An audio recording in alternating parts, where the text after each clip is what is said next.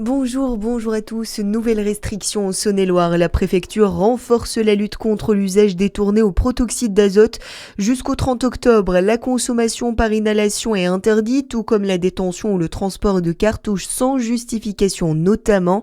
Les autorités rappellent que ce gaz peut provoquer des malaises, des blessures graves et des accidents mortels. L'aérodrome de Beaune-Challenge tourne au ralenti forcé. Une importante installation de gens du voyage bloque actuellement le site, avec 112 caravanes et 126 véhicules recensés par la gendarmerie. Une situation qui pénalise notamment l'aéroclub local contraint d'annuler ses formations. Le maire de Beaune a saisi les services de l'État pour mettre fin à cette occupation. Dole poursuit la transformation de ses espaces publics. Ce vendredi, la Fédération française du paysage était en visite sur plusieurs projets structurants de la ville, entre le futur parc urbain et la passerelle des poètes au nouveau complexe cinéma. Une journée de découverte pour les professionnels du paysage venus observer l'avancée des aménagements et échanger avec les acteurs locaux. Mohamed Mbitel, conseiller municipal délégué chargé des projets d'aménagement de la ville et des droits des sols, estime que Dole fait figure d'exemple au micro de Charlie Chauvasson. Oui, on peut dire qu'aujourd'hui Dole, en termes d'aménagement, d'infrastructures et au niveau paysager, reflète une dynamique avec aussi beaucoup de réalisations.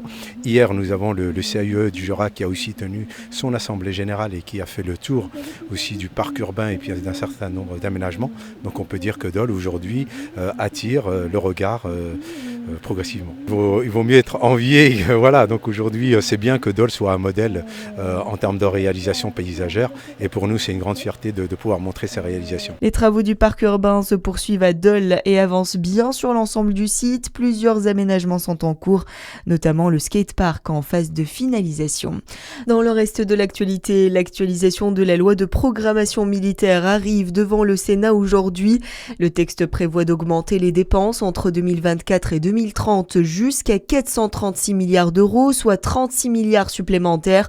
Les sénateurs souhaitent aller plus loin. La Chambre haute a voté en commission l'objectif de porter en 2030 la part du budget des armées à 2,7% du PIB.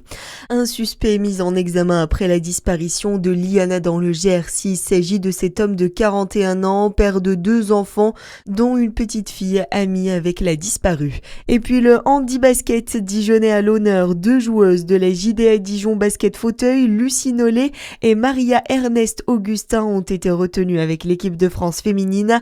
Elles participeront au stage final de préparation organisé à Bordeaux avant le tournoi de qualification mondiale de Madrid programmé du 15 au 12 juin. À suivre votre météo sur Fréquence Plus.